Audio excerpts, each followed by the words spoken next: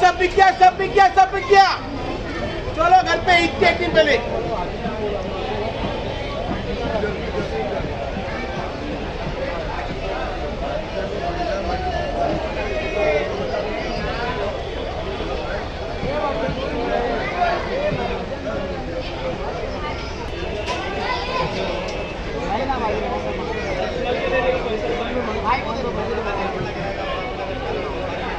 बोलो माशाल्लाह भाई, क्या माशाल्लाह माशाल्लाह हमने दिए फैजल भाई तो माशाल्लाह। आप लोग भी आ जाओ।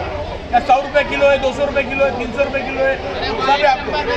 और इंशाल्लाह ईद के 3 दिन बाद आएंगे तो फ्री में भी मिलेगा। खुदा हाफिज।